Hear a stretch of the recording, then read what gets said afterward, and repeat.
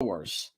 After 5 years of doing this program once a week, balancing a 60-hour work week job, I've decided to do the program 5 days a week, 1 hour a night, taking a significant pay cut.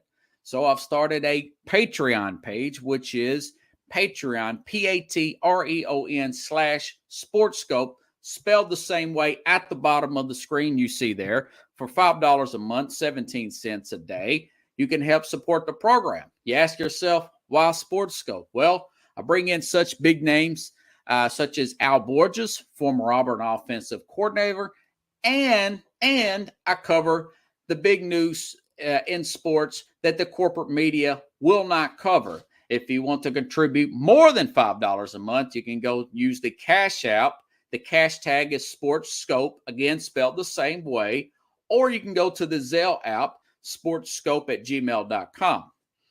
SportsScope has about 5,000 followers and growing. If you want to advertise on the program, you can email me. The word is SportsScope, spelled the same way again, at gmail.com. Thank you and enjoy the program.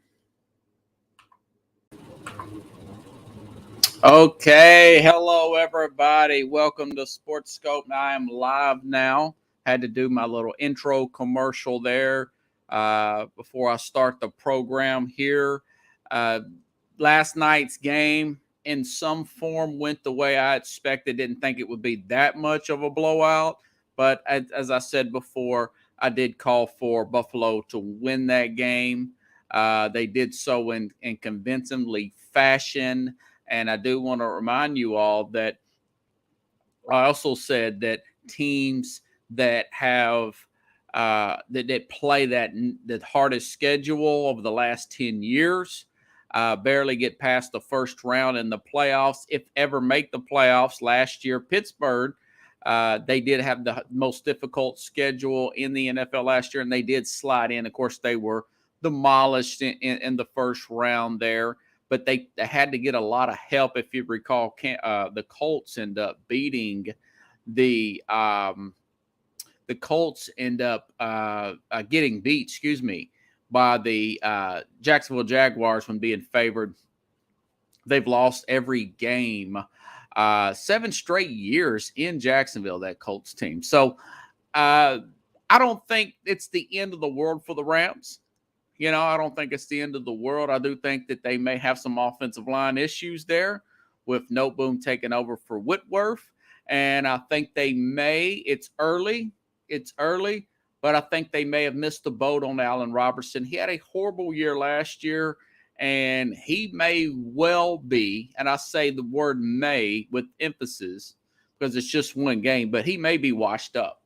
And they gave him like a $30 million extension. I thought to myself last night, maybe they should have went after Terran Armstead, the left tackle from the New Orleans Saints, instead of going after Allen Robertson when they already had Van Jefferson and they've got Cooper Kupp. Now, they traded away Robert Woods, okay? I think Les Snead may have simply made a misstep there. It's early, it's one game, but he may have made a misstep there with not replacing Wentworth with a more formidable left tackle rather than the Noteboom guy that filled in a couple of games before him. It's one thing to fill in a few games. It's another thing to get a left tackle that's played several seasons and as a starter and went up against really good pass rushers and see how consistent that player is on a week in and week out basis. Okay. I've got Carlos Chavez going to come in a little bit later. And we're going to discuss our Super Bowl picks and compare. But I'm going to give you the AFC North real quick and the AFC South. And I'm going to give you my picks. Then I'll bring in Carlos. We'll go over our picks together. And we will discuss that and also give you our season awards. But not too much into those seasons awards. So anyways, okay, so I'm at the AFC North. I'm starting off with the Baltimore Ravens. Now, the Ravens had a boatload of injuries last year. Still won 8 games, mind you. Still won 8 games last year. They're supposed to have Ronnie Stanley back. Lamar Jackson, if you haven't heard the news, he's going to play on this $23 million fifth-year option.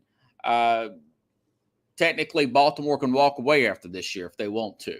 Or they can franchise him, and it's going to be way up there next year in the 40s, from what I understand. They can franchise him and trade him, or they can they can simply let him walk if he gets really hurt. Lamar Jackson is definitely betting on himself. And, he really wants that $230 million guaranteed that Watson got, and he's just simply not worth it due to his rushing attempts. We talked about that before. The most rushing quarterback on the pace in the history of the game. He's been hurt twice. There's no way I would pay this guy. But I do like their roster. I do like what they did in the draft. I like the fact that they traded with Hollywood Brown, got another pick there. The safety out of Notre Dame, I like him. I like the center out of Iowa. I do think this is a really tough, really good roster here. I've got them going 10-7 this year. Mind you, now, once Cleveland gets Cleveland gets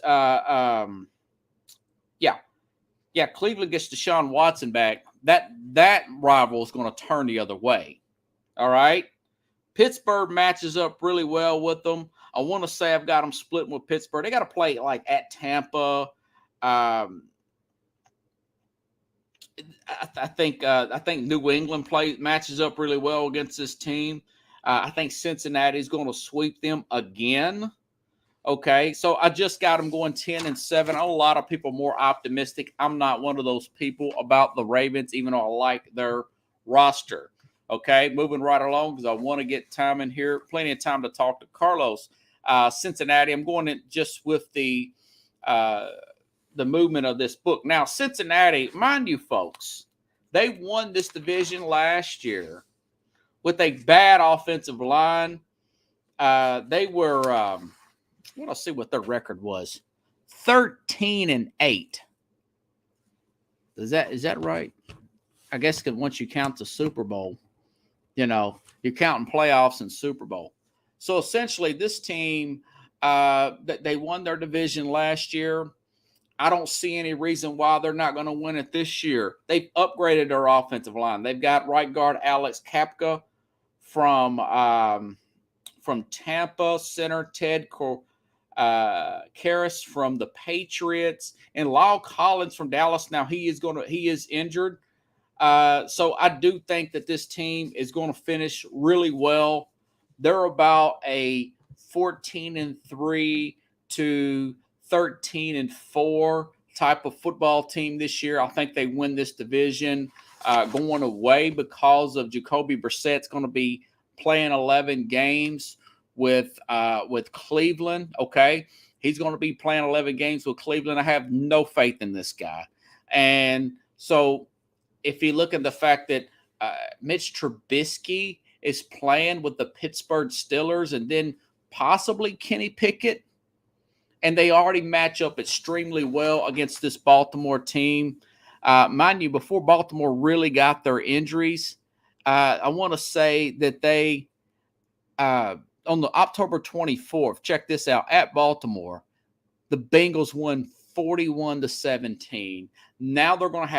Now he's going to have more time. I know they were injured and all that, but now Joe Burrow's going to have more time to throw to those three receivers and another year under his belt.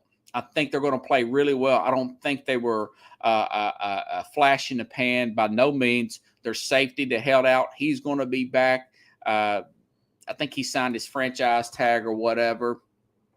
So he's going to have more time to throw. The defense played really well, all those interceptions. And I don't see any difference from last year to this year as far. Actually, I see this team being a little bit better. Of course, they're going to have a target on their back now. So without any holding back, I definitely think they're going to win this division. Now, Cleveland's really planning for the future. I was really disappointed in the Cleveland Browns for what they did. And not signing back Casey Keenum. And, they lost Jarvis Landry, but they picked up Amari Cooper. According to Pro Football Focus, they still have one of the top 5 offensive lines in the NFL. But when you've got your best player being suspended for 11 out of 17 games, I got this team coming in at 8-9 and finishing, I want to say, close to in 3rd place in the AFC North. Now, Pittsburgh, by the way, Pittsburgh's, Colin Cowherd mentioned this the other day, that they have one of the lowest amount of money spent on their offensive line. That was one of their cheapest and one of the slowest amounts spent in the entire league on their offensive line. And by the way, they're going either from 29th to 32nd in offensive line. They're way down there, like the Chicago Bears. Teams with bad offensive lines usually don't make the playoffs. And now, wait, it's another year under their belt. Maybe that changes this year.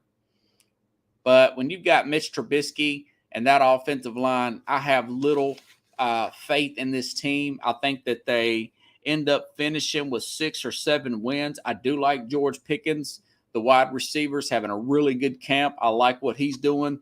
But I think this is the first year that Mike Tomlin goes under 500, and they really have to address that offensive line issue.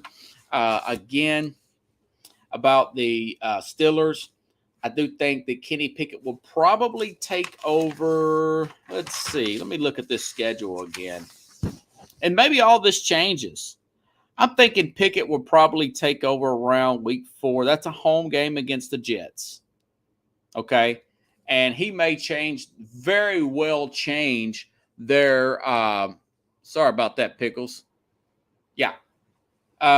So I think they're going to finish in 4th place, okay? Let's go back to the top. Cincinnati, Baltimore, it finishes 2nd. Cleveland with the injuries to Deshaun Watson.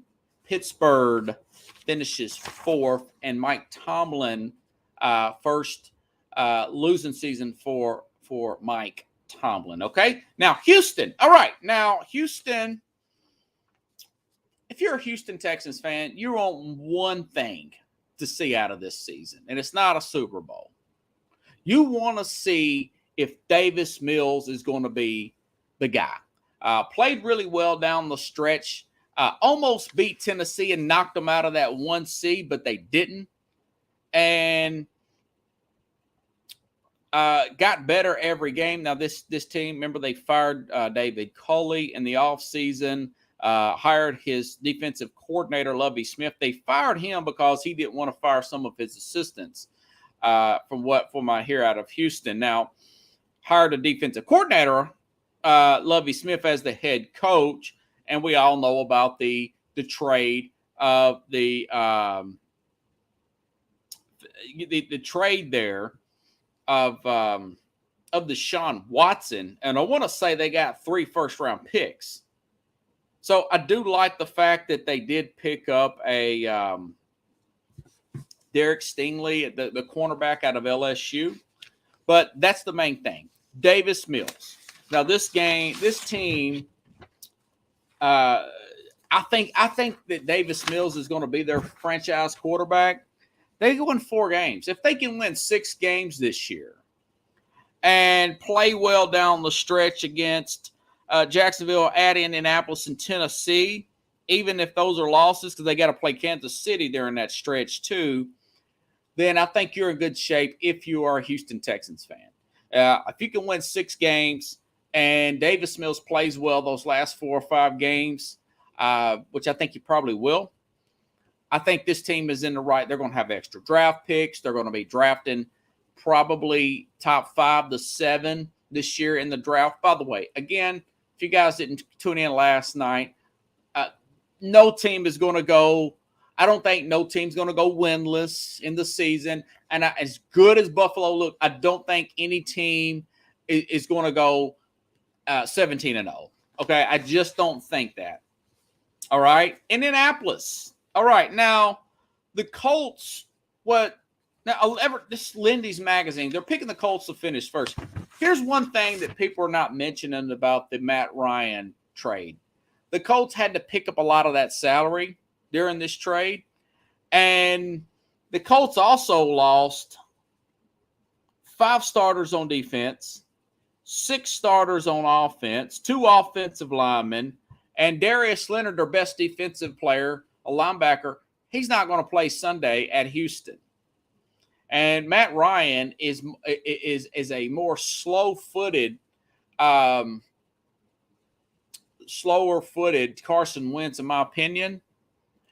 So I just think that, and their secondary is ranked 23rd, despite the fact that they've got Stephon Gilmore, who signed with this team. Now, Gilmore was a guy in his 30s. He played like 3 games last year with the Carolina Panthers. He may be washed up.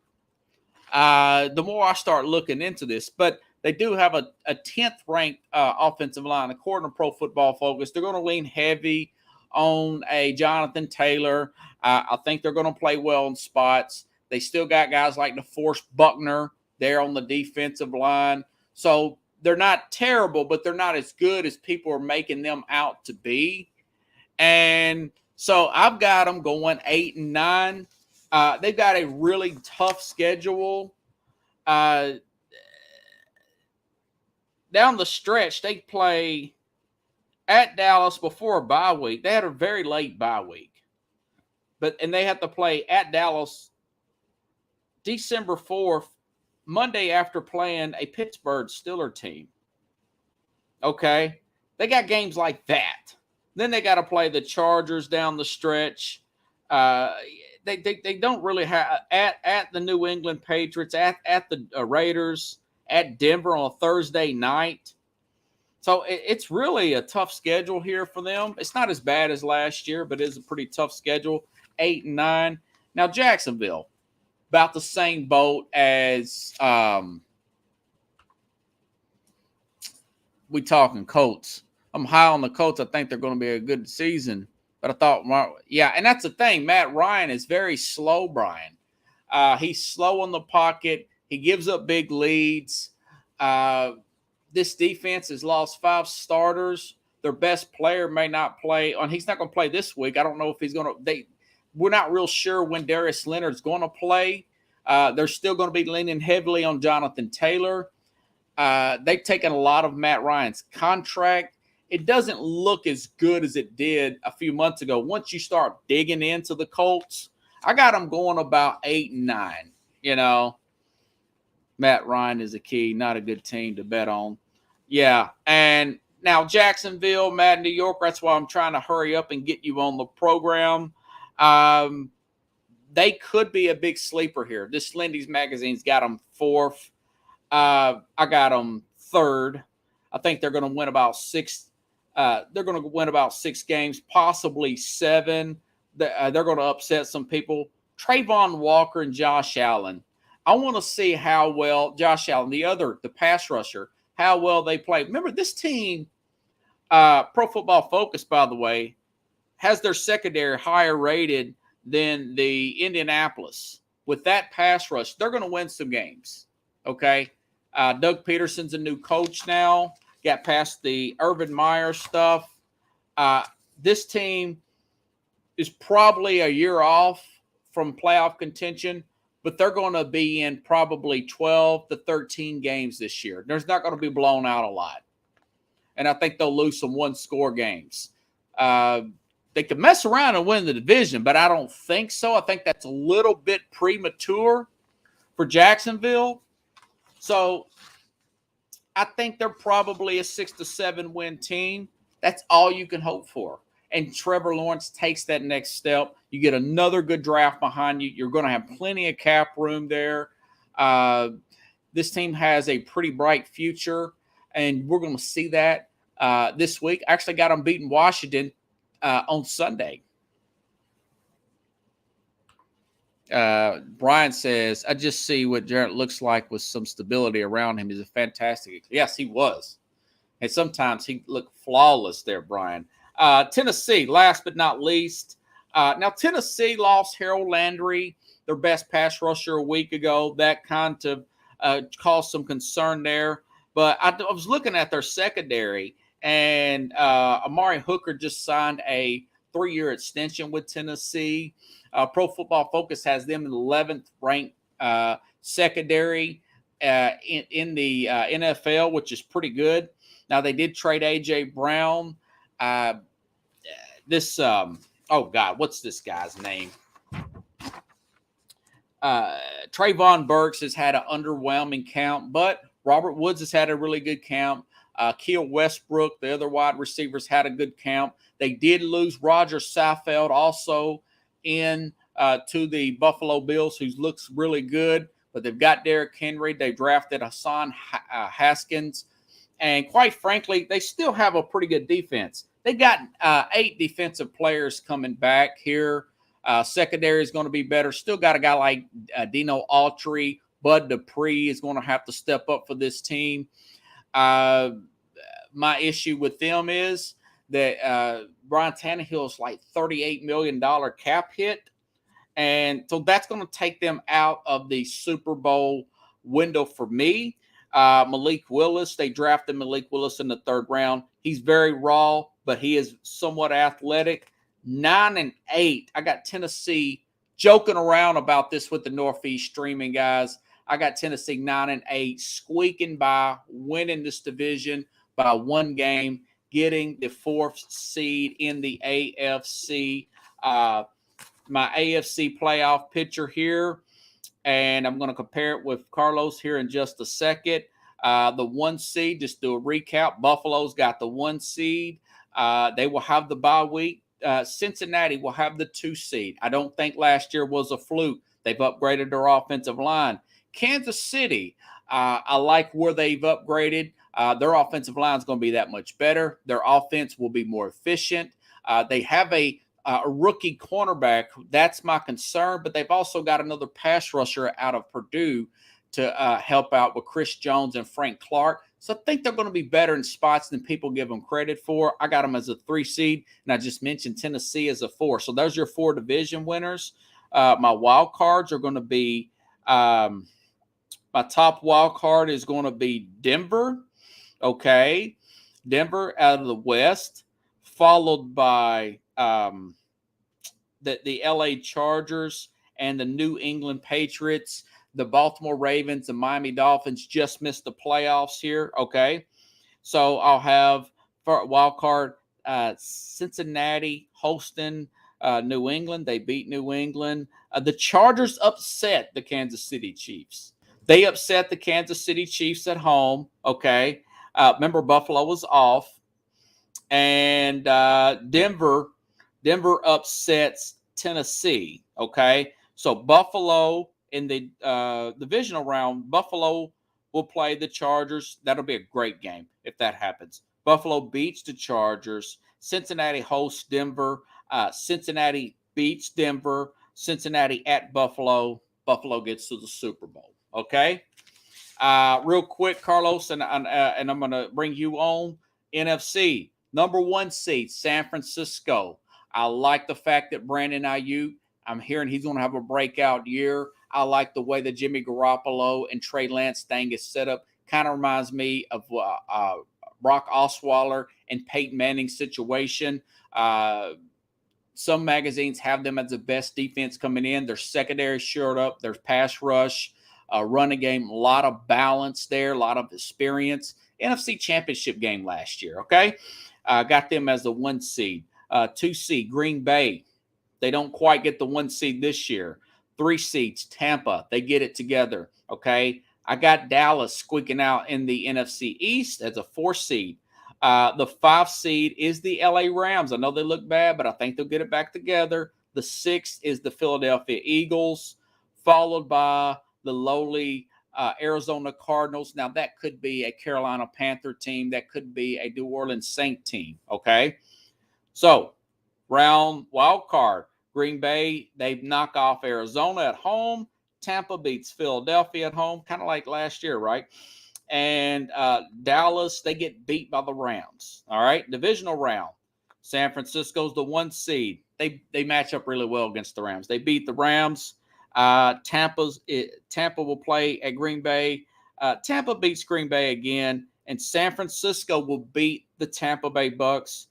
San Francisco will play against the Buffalo Bills in the Super Bowl, and Buffalo finally gets off the schneid and wins the Super Bowl. And I want to bring in Carlos, Mad New Yorker Chavez, onto the program. So you've heard my layout here. Now, if you want to start with the AFC, Carlos, and just give me yours. I've got them printed out, but we want to hear the audience here. What is your take? Okay, just start off NFC divisional winners. You can start east to west, west to east. Doesn't matter to me. Yeah, I got the. How's it going, everybody? And thanks for having me on, Robert. And I kind of hearing what you're saying, but I ain't gonna pick it up. I got something else, a little bit something different around here. I got you got a different philosophy. I looked at your picks before the program here. They got them in an email. Yeah, I got explain yourself. So I got the wild card rounds. I got Rams facing the Vikings. Okay, and, now who is your okay? You want to go NFC first? Now, do you have your one seed and everything memorized? No, I got them. I got them listed here. Okay. So AFC East, we'll start there. Okay. Buffalo winning out the East, but going 11-6. Miami squeaking right next to them with the 9-8, maybe 8-9. They might squeak in another win. I don't think they'll make the playoffs, but they'll be up there. And then I have New England coming in in third, and then the Jets coming in at last. So I don't think New England will be a factor this year. They weren't a factor much last year as far as like maybe playing small in some big games. And I feel like Belichick is past his, he needs to move on and do other things. Okay. There's too much going on, and Belichick's one of those people who's like steady Eddie, and right now there's too much going on for him, and I don't think he can. I don't think he can rein in the forces and get everything together there. So it's just too much for him over there in New England. So, that's the AFC East that I got going on there. Move on to the AFC North. Yeah. Okay. I got Baltimore coming in at 12-5. Okay. I think Lamar is going to play out and probably end up moving out of Baltimore, and he's gonna leave. Okay. People with some heavy hearts there. So that's what I got. So you're saying he's going. They're going to win the division, and he's not going to come back to Baltimore. Yeah.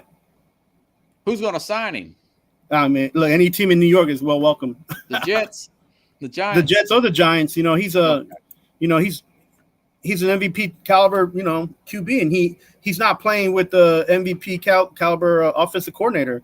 The coordinator there is lacking, and I think that they could have done a lot better the last two seasons he was there, but they had a lot of injuries too that didn't help. So. But so you got them winning the North. Now who's in the second there in the North? And so I got the 1 second here. I got Cincinnati coming back.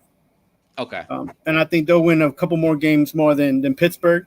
I have them in third, and then I have the Cleveland Browns in last in that division. Okay. That makes sense. And then so I'll move over to the South. I got the Tennessee Titans closing out that division. The Colts, you have them 8-9. I have them 9-8, but you can flip flop. I think they're going to lose, about the same amount of games. Yeah. So we agree there.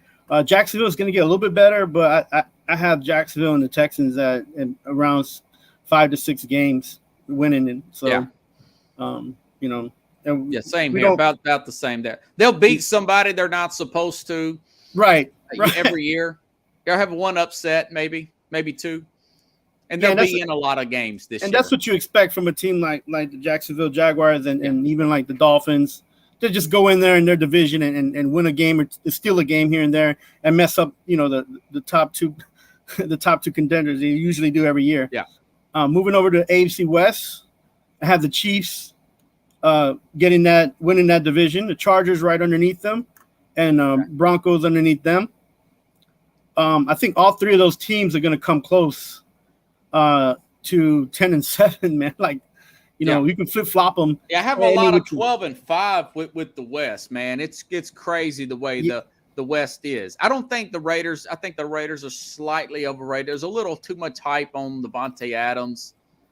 Well, the problem this with magazine is picking the Raiders to win. Lindy's magazine, it's a pretty popular magazine. They're picking the Raiders to win the West. Yeah, and so the theory there is that all three of those teams are going to beat up on each other. Yeah, and somebody's going to win. Those 2 games in a row steal 2 games from somebody, right? So yeah, that's why they're probably thinking that McDaniels, with the way he's used to coaching in the AFC East and bunkering down on some of these games, where they're just like 14-7, and it's terrible games to watch. He can set you up and he can put you in that predicament, with his gameplay. So it's a possibility that you'll have two or three of those teams battling it out, and losing the game that they're not really supposed to. Yeah. I mean, the Chargers are young, great quarterback, nice receivers, decent running game. The health is a thing for the Chargers. Even though they're young and fast, they got to stay healthy. Bosa needs to stay healthy. Like they picked up a few more defenders. They have a stacked team on paper, but paper's beautiful until you start playing. You know what I'm saying? So. Yeah, and that coach, whatever people say, and I know Jim Jeffcoat, former Dallas Cowboy, agreed that they have to make the playoffs this year. They spent a lot of money. They got a really talented quarterback. If they don't, Staley's going to get fired, and I guarantee you they're going to call Sean Payton's agent. He's going to be the first guy they call. They may go after a Jim Harbaugh. I know he said something, I love Michigan. There's going to be a lot of talented coaches who want to work with a guy like Justin Herbert on that rookie contract and that talent around him for at least, what is this? This is third year? Yeah, year 4 and year 5, where that salary doesn't explode. Oh, yeah. Yeah, they're going to get a lot of suitors. The biggest issue is on Chargers is ownership, right? And it leaks down to management and what's the issue? The ownership flip flops, right? The ownership says one thing and then they do another. So okay, and then right now they want to win, so they're spending a lot of money, which looks good on paper, right? Yeah. If you're on the side receiving a check, but after a while, something about that leadership and management team just kind of doesn't, it wears people out. You know what I'm saying? So gotcha. Okay. Is that everybody? Okay, so let's go over your AFC playoff picture then. So my playoff picture, I have let's see here. I got the Ravens and on the wild card going against the Broncos. Okay. I have the Bills. Second here. The Bills. Let me see if I can. I have the Bills going playing the Bengals. Okay. And beating the Bengals, and then I have the Chiefs playing over the Colts. Okay. And then you got the Colts in? Yeah, I mean, as a wild card? Yeah. Okay. I mean, it's hard. You're saying that the West is going to beat each other so down, then they're going to be close to 500. Is that what you're trying to say? Yeah. Well, a couple of those teams. That's why I have the Colts sneaking in. But I mean that's one of those that even you were mentioning off of your picks that could go either way. Yeah. And we're just gonna have to see, right? That's what's gonna be exciting about this season. In the divisional round, I have the Chiefs over the Bills. Okay. And I have the Titans over the Ravens. And then a championship game, I have the Titans over the Chiefs. And I have the Titans going into the Super Bowl. Okay, so why? Okay, now, mind the audience here. The Titans have lost Harold Landry, their best pass rusher. Right. They lost Janoris Jenkins. Now, they have a young secondary, but they're in the second, third year. Right. They have a great, fast secondary. They're getting a lot of high grades coming out of the preseason. For them, even some of these guys to even make the squad. What I'm looking at this Tennessee team is that the West is so deep in the AFC that they're going to beat each other up. And the AFC South is one of those that the Tennessee Titans can win because they got a steady head at great coaching on on that side. They have also, you know, I'm, Tannehill's one of those guys who can be an asset, and right now he has to play for his career. If he doesn't play out his contract, he's never going to be a starter anymore. And next year he might not even get a backup job. He's going to fall heavy. Okay. So he's got to make make that count. And on top of that, Henry's coming back. Everybody's saying that he looks stronger and faster after that injury. Okay. So and look, that's a defense there that last year was very underrated. They didn't have Henry on the roster for much of the season. Julio Jones wasn't there much, and they played very well. And what were they? They were 12 and 5, I think. 12 and 5, yeah. And they had a Monday night game where they had a defensive stand against the Buffalo Bills, one of the most exciting teams out there last year and even this year. So, a lot of people just, they're seeing these teams and these rosters and stability and camaraderie and esprit de corps counts for something. And Tennessee's right there. And I think they're gonna make good on that, And Robert Woods. I don't think Robert Woods is gonna be a huge key in Tennessee. It's gonna be more of the young talent that's gonna bring in that they brought in with the defense that they have already. So and of course Derrick Henry. I even have him as a candidate for MVP this year. So, oh wow! So you are the Harold Landry. Does it concern you? AJ Brown. You saw how much he connected with Ryan Tannehill. Trayvon Burks has had a mediocre camp, so you're okay with going with this new receiving core. Yeah, right now, listen. Right now, it's not. It's all about Tannehill.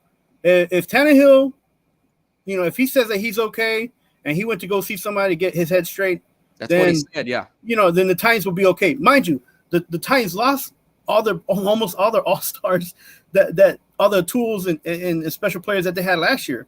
And Tannehill was okay until they all came back. When they all came back, he was just a sitting duck back then. He didn't know what to do, didn't know how to handle it, and he wasn't sure of himself, and he gave up a lot of plays that he could have just ran for a few yards and made some first downs in that game. So in that last game he played. So wherever Tannehill goes, this team will go. And wow. Henry's just gonna make it sweeter, right? He's just gonna pound the ball. So that's and that defense is already used to having people coming in and out, adding people at the towards the middle of the season, adding people at the end of the season. So it's and that's a good coach, man. Like the Titans have been rated in the top 5 to top 10 defensive crews in the last 5 years. Like so. Yeah. There's a lot of consistency there. They know how to control a game. Sometimes they're exposed because they've tried to rush, heavy sometimes with some of the players that they had. But these are things that all depend on, players coming in and out, and they play their defensive players to the skill level and to the speed that they're supposed to. So they get a lot out of their defense, and that's why I've got them rated going into the Super Bowl. So what is your issue with the popular Buffalo Bills? Why do you don't see them going? Well, even last night, and I did a post-game report with the Buffoons, and if you guys get an opportunity to watch that, you could, we did a post-game report. The thing with the Bills is that they don't have a balanced attack, and their front still doesn't protect the quarterback as much as they should. As much as he's a player, he's a game player, he's an asset to have. He's a playmaker. You can't have your quarterback rushing, having more yards than your running back. You just can't. Yes. And that's a big problem. And so Buffalo has to figure that out. They need to use Saffold, a little bit more. Yeah. They got him for a reason. And we talked about him. Singletary had a good 10-yard run there. On first down when they knew it was going to be a running play and they couldn't stop it anyways. That is my biggest concern. I was talking to my dad about that last night with Buffalo. That was my concern coming in. Why are you running a quarterback that much? Okay, this is Lamar Jackson stuff. He does not need. That's why they spent that money on Sal. I think they paid him like $10 million. And Ken Dorsey, has been a quarterback coach with them for years, so it's not like he's a new kid in town. Right. He's worked with under Brian DeBall. That's the biggest issue that I have. The fact that he knows not to do that, and they're still calling plays for Allen to run the football himself. That is my biggest fear of the Buffalo Bills, not just for this year, but going forward, and especially when they're going to start paying Allen, $40-something million a year. Yeah, and so our listeners need to understand that we're not saying that Allen isn't the type of player that can take the hits, or that he's not, like he shouldn't be running the ball. It's the mere fact of, it's called balance and consistency. And if your quarterback is taking away the carries from your running back, then why even have him back there? And you want an opportunity for your quarterback to play off of the running game, which is a basic necessity to attacking the outside and then going back towards the middle, throwing the ball in the middle. So, and when Allen's just there and he's running it, the Rams yesterday just got stuck staring at the backfield, hoping that they were going to run the ball, and the Bills did for a little bit, but then Allen exposed their secondary. Right, he saw a lot of open opportunities, and now mind you, a lot of those throws he made, they weren't really like straight to the wide receiver. They were just in space, and the wide receivers got to the ball. So he's throwing these guys open. That's what Lamar needs to learn. Yeah, and that's a good credit to those wide receivers working hard and making him look good as well. So, but he's not a bad thrower. And I'm not saying he's not accurate, but he's on the run too much, and he needs to use all his assets. Like there's no and they will eventually. I feel like they'll balance it out. They even got a third string running back in Cooks. He only touched the ball one time, but he's a good asset to have. Devin Cook. The running back out of Minnesota, that's his brother. He came from the national championship Georgia football team, by the way, for those of you who may not know that in the audience. Josh Allen was getting rid of the ball really quickly. I like Jay Crowder, former Jet, former Washington football player there. He's better than Cole Beasley. He's about 3 years younger than Cole Beasley. They don't have a lot of weaknesses. I think the Bills are the Bills. What do they punt like 2 times in the last 3 games? They have some crazy. They're not even punting the ball. No, they're not punting. They're not punting at all. That's how good they are right now. Yeah, the third down conversion is outrageous. But again, you and the good thing for them is they up the ante on defense, right? They solidified the defense, bringing in Von Miller and having another pass rusher. So and Frazier, he as a coach, he did a great job as a defensive coordinator yesterday against the Rams, allowing the Bills to make sure that the Rams didn't get an opportunity to catch up after they caught up the first time. So everything played in their favor yesterday. The Rams did a poor job in all facets of the game. Unfortunately, they didn't take advantage of their home position, which is a fairly new home for them anyways. They didn't take it, they didn't take advantage of they didn't make a running game. They didn't produce a running game. Their defense was run heavy, and they allowed the secondary to just kind of fall forward instead of get back there and cover these guys are getting open. But they'll come back out from there, and they have to change. But again, that offense, it is what it is when you play that Shanahan system, right? This is why I keep telling you guys, it's a copycat league. A lot of guys are playing the system. You expose your quarterback, even though you give him a lot of high percentage opportunities. You expose them, and how many times did he get sacked? Stafford got sacked like 7 times, I think, yesterday. Yeah. Pickle says 7 times there. That kind of reminds me. But that's the Shanahan system for you. That's how it works. You don't have, you put a third tight end in there, or you put an extra receiver in there, and your flanks are open. So that's what happens. I think they made a big mistake with Noteboom not bring. They put that money in Allen Robertson, and I'm thinking they should have put that money for Allen Robertson into Terran Armstead, somebody like that. He's the left tackle that left out of the Saints. that went to the Dolphins. He missed the mark. I think they're a little too high on that left tackle. Left tackle is a big deal when you got a quarterback that's not that athletic. Matt Stafford. And there's probably thinking that today. They're thinking, oh my God. And Stafford's still kind of hurt. He's got that arm injury. Tendonitis. Elbow. So baseball injury. So that who knows if that's going to linger, right? And they were exposed yesterday. They missed that Whitmore a lot. They're missing that O-line, man. And we even made fun of the fact that they were so exposed. They need to bring somebody back, even like somebody like Orlando Pace or Sheridan. Some of those older guys that used to play on the Rams. Fisher, he's a free agent. He used to play with the Colts in Kansas City. Okay, so what is your argument for Cincinnati not going back? They're still kind of young. They didn't really make that many improvements from last year to this year. We still don't know what Burrow is. Even though he got Jamar Chase and he's got a lot of talent, fast wide receivers, but is he going to give them the ball? Is he going to get them the ball? And they still got, and they're going to run the ball, of course. And but Mixon's like, I myself thought they should have brought in another running back, just to compliment him or help him out. They probably got a third or fourth string guy. I haven't checked their depth chart there. They do have a guy that's good out of the backfield. He's more of a third down pass catcher. I just like the fact that they've added 3 new offensive linemen. I would not have drafted Jamar Chase. I know he won Rookie of the Year and all that. They still had 2 other wide receivers they could have played with.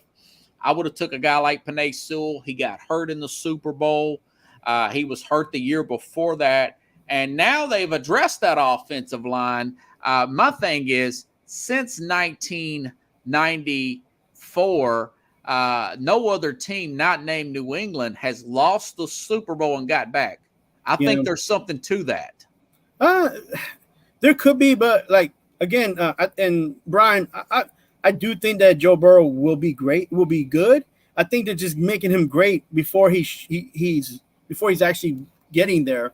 And I say that because if Joe Burrow doesn't play, they're still going to be able to make those plays with with those wide receivers. Probably so.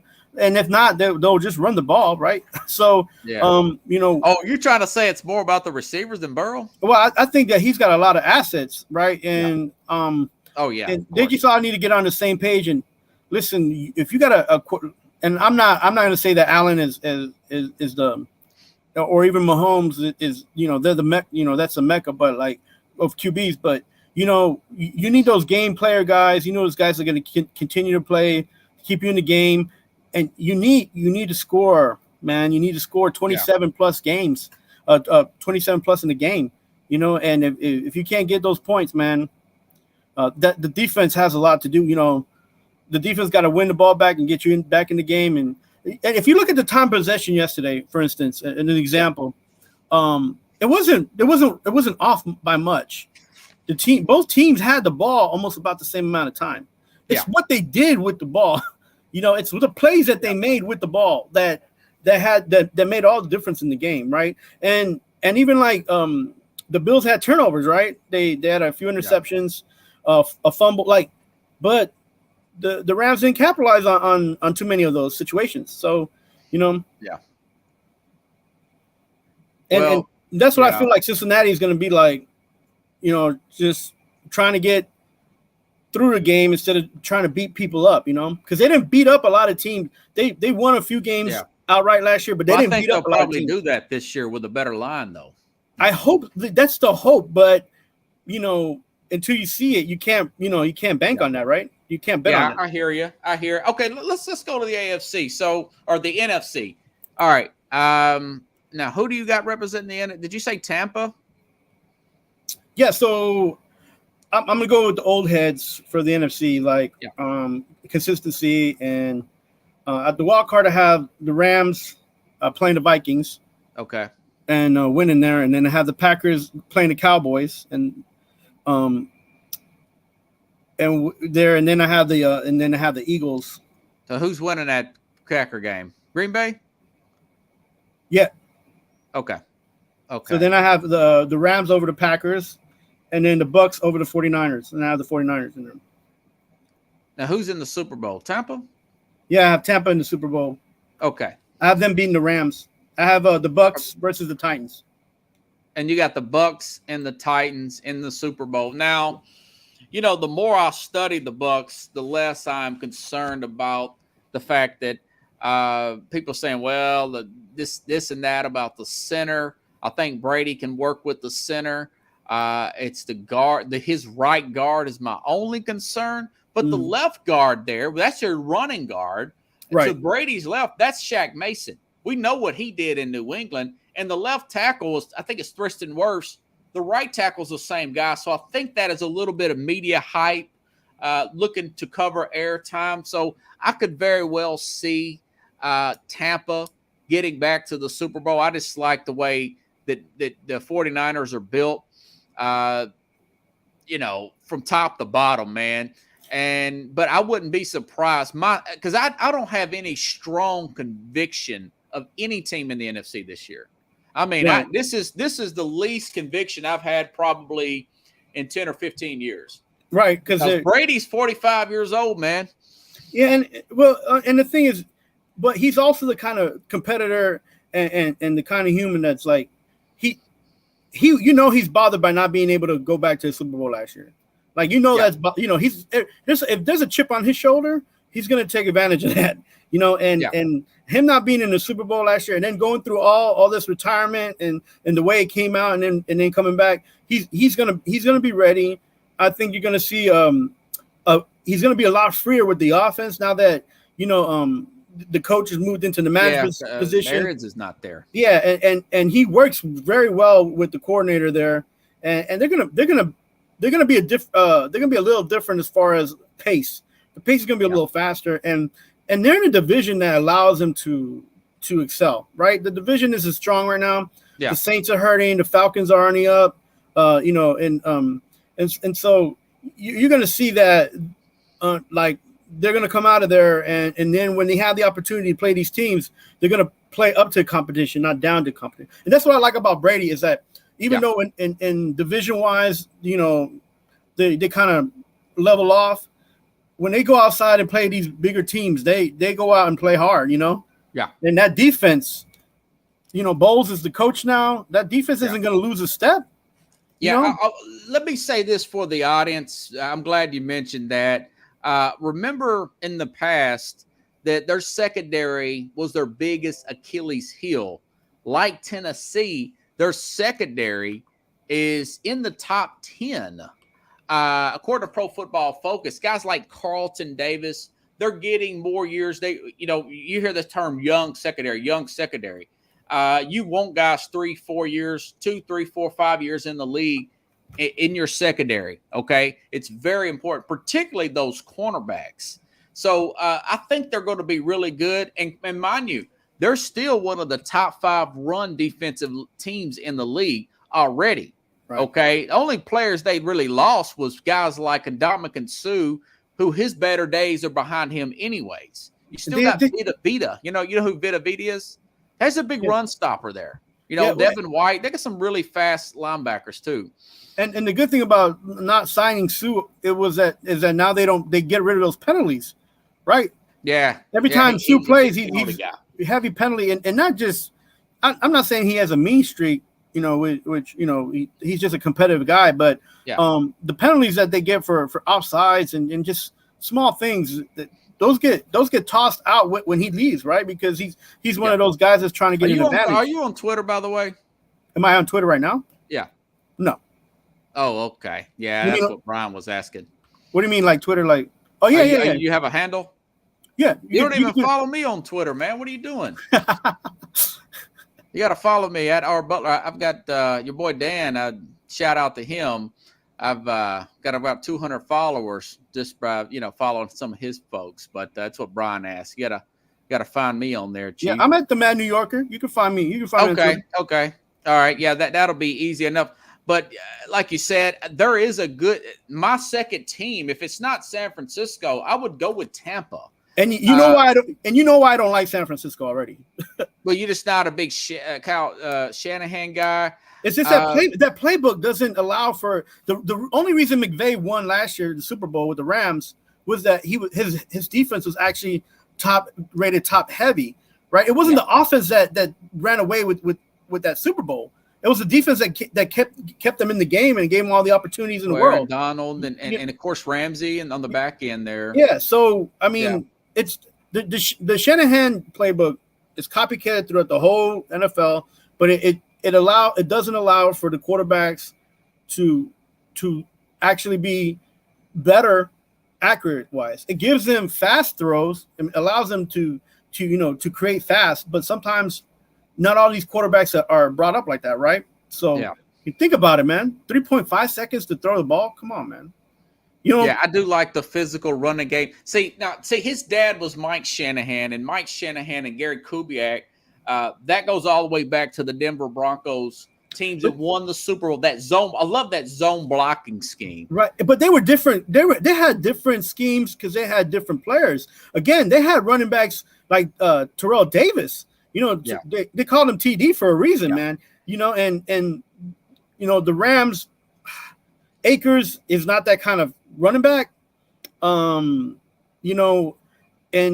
he played hard for them last year in the Super Bowl. So, that allowed for Stafford to throw the ball more to Cooper Kupp. Yeah, so, I do think McVay's offense is a little bit different because he does more spread and throw. Kyle Shanahan does these long 12-play drive, physical, get your tight end involved, George Kittle type of offense rather than Sean McVay. He does leave his quarterback vulnerable. You've seen that. We got sacked 7 times. A lot of that was his scheme. The Tennessee Titans got all over Matt Stafford in that game and got a pick. I think they got a pick 6 too because they rushed him. But McVay, they don't take enough deep shots in that offense. You got a wide receiver playing running back, and then Deebo Samuel. That was his big deal. He didn't want to take that many snaps at running back, and I don't blame him because it shortens his career. And the thing is, like McVay's back pocket, his safety net is Cooper Kupp, right?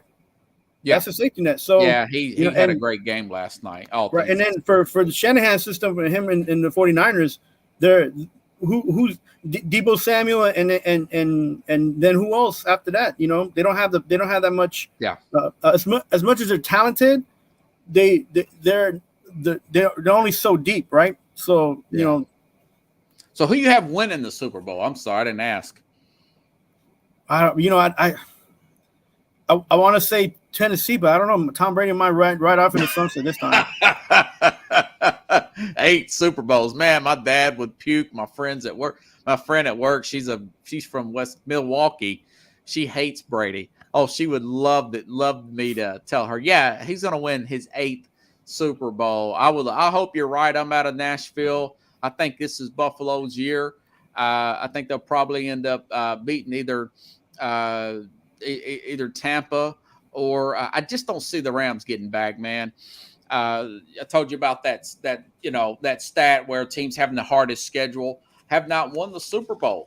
In the last 10 years, they barely even get to the playoffs, having the most difficult schedule. Hey, did you have any so who's your MVP? I don't know if I got a chance to answer that email I sent you. No. I'm in the category of MVP. Maybe going to either Derrick Henry or even someone like Lamar Chase. Maybe So Jamar Chase. Yeah, that would be really interesting. But it usually always goes to the quarterback, right? Yeah. I don't trust any quarterbacks this year. Well, I think Josh Allen's going to break that drought of MVP, regular season MVP, winning the Super Bowl. I think the last one that did it was unfortunately against the Titans. Kurt Warner, 1999, won the MVP that year and ended up beating the Tennessee Titans. No MVP winner since Kurt Warner has won the Super Bowl because typically the team leans too much on the quarterback. A good example was Matt Ryan that year. They blew that big lead in the Super Bowl there. I think Cal Shanahan was the offensive coordinator for that team. Yeah, he was. So I've got Josh Allen. What about Defensive Player of the Year? You think you can I think it might be one of the Bosa brothers. Okay. I think they'll have one of them is going to come out big this year if they can stay healthy. They play really big, and so I got either one of those guys coming out. Listen, I have a quick story for Pickles. Yeah, I was working at the airport, and a guy comes in looking for a Scully, because it was really cold, and I worked at JFK, and it was really cold. It was late October, almost November. And I looked at him. I was like, "Man, I know you." He's like, "You don't know me." I was like, "Yeah, I know you." It was Terrell Davis. He was coming from one of those football shows, and he flew into New York for a game to do some coverage, and he didn't have a Scully, And I was able to get a picture with him. Okay, Brian says, "Who do you guys think I need to check the most this year?" This year, man. Or then I says, "Who do you guys think I need to check the most?" Oh, you talking? Does he need a fantasy pick? Is that what he's saying? Who do you guys think I need to chip the most this year? You have to. Let's see. I presented a timeshare to Brittany Griner once she was a rookie. What Brian said. Let's see. You have to run that by us again, Brian. Let's go back to the other question. Who do you think I need to chip the most this year? Who needs the chip the most? Titans. Probably. Well, I don't know, Josh Allen. There's so much pressure on the Bills right now since they haven't won with those other teams. The Titans would be good too. Yeah, because that's one like up and coming city. They support the fan base. Being from Tennessee, I mean, you saw the draft party that was here. Yeah, it's huge. Downtown. So you're saying Tennessee, and I think I'm not even gonna. It's not fair to say, but I think the NFL wants Tennessee to win too. Yeah, I would think so. Nashville's a very fast-growing city. Who do you have Rookie of the Year, real quick? Offensive Rookie of the Year. Did I write that down? Well, if there's, I can give you. I don't think it's going to be a quarterback.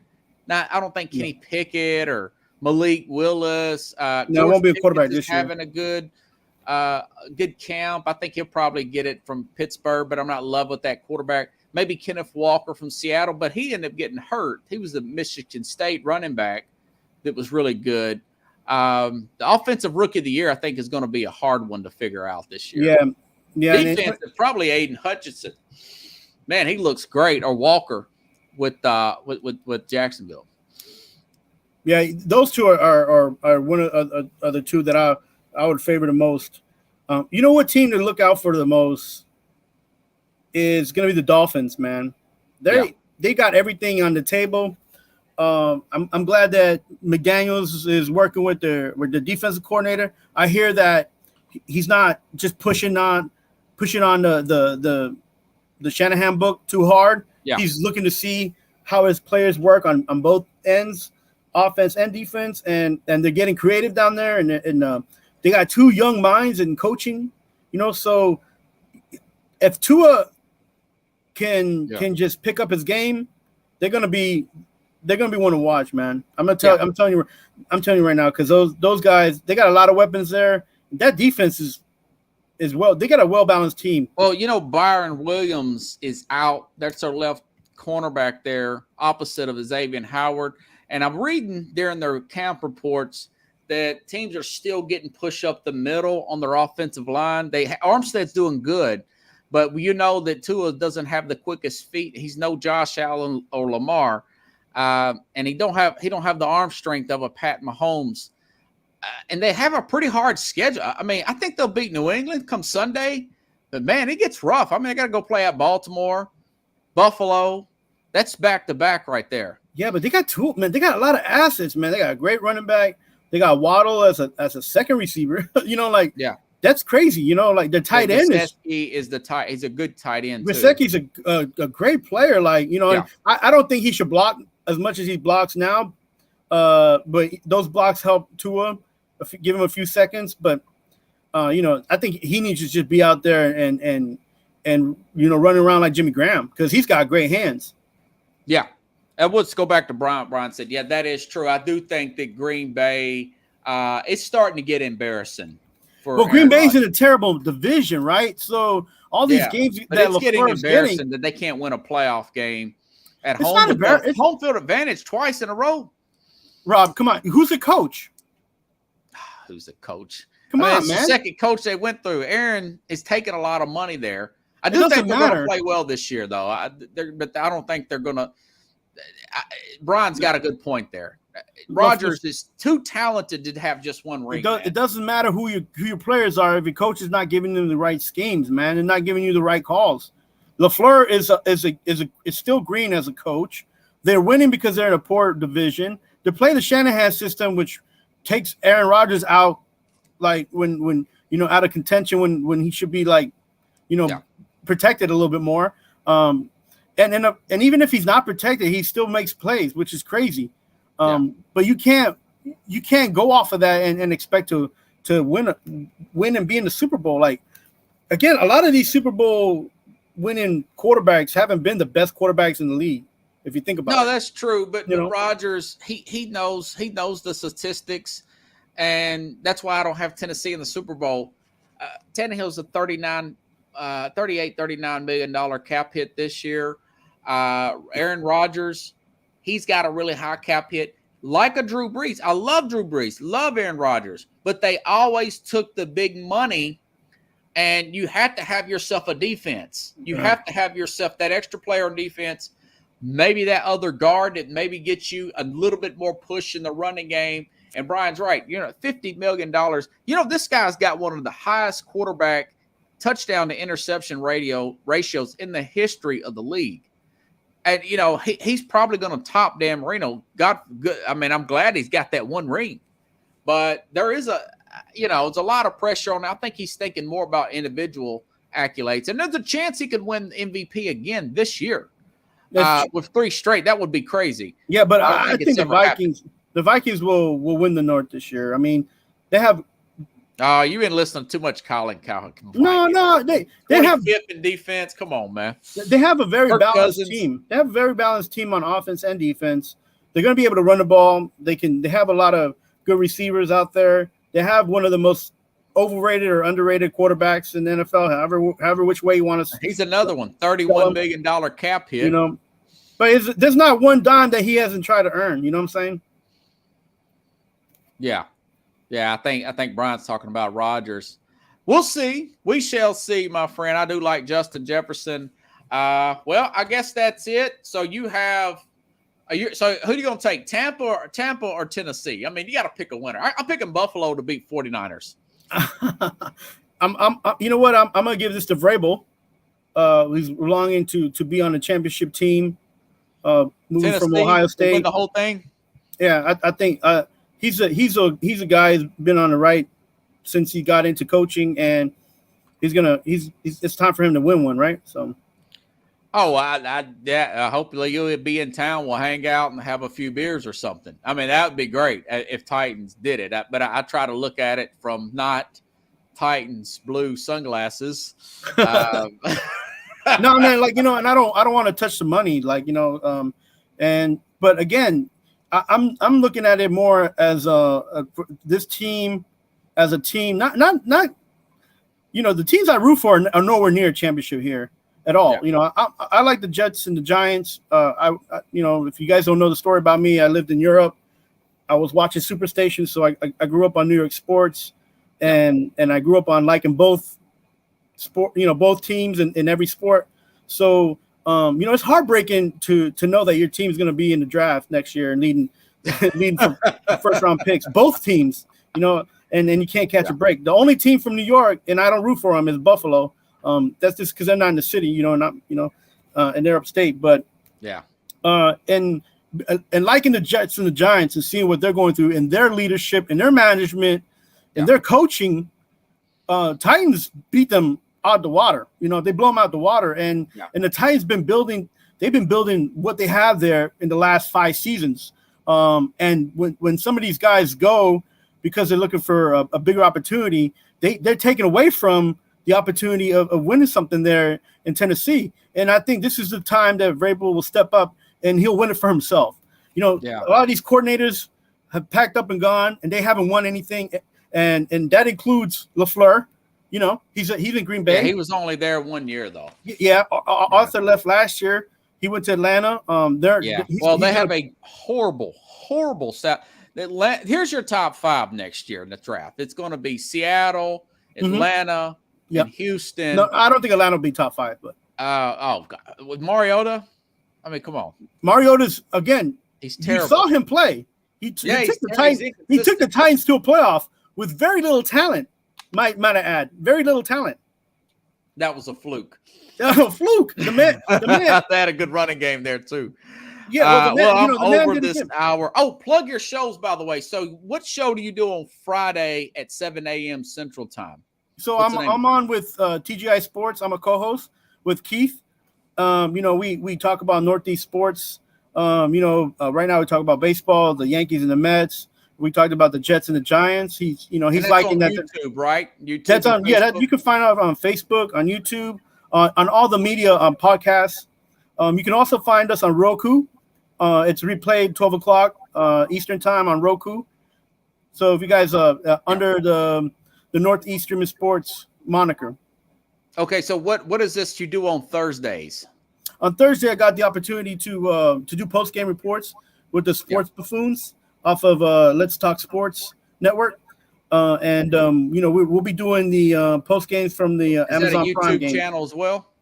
Yeah, they're on YouTube. They're on all streaming podcasts, and they're also on Roku as well. So that's the network that Dan started a few years back. Let's Talk Sports. Yeah, and I very well may bring you on Friday nights here, and we talk. I'll be glad to be on here with you, man. And and I'll let you in on what's not happening in New York sports. It is what it is when you're in New York, right? You got to take the good with the bad, right? Well, I just want Aaron Judge to get those 62 home runs, man. They got to pitch to him, and if they don't pitch to him, he ain't gonna get it. What is he up to now? 54, 55, I believe. Oh, is it 55? Okay, that's what I want. I don't want him to win anything, but I want Judge to get that record. It's gonna be tough when he leaves New York, man. I said it here. That's a hot take. That's a hot take. All right, well, guys, if you like the show, share the show. Carlos will stay in touch. Possibly by next week. You got all my contact information. Have a good night, everybody. I'm gonna wrap up the show. Boy, over an hour. All right, buddy. Good job, Rob.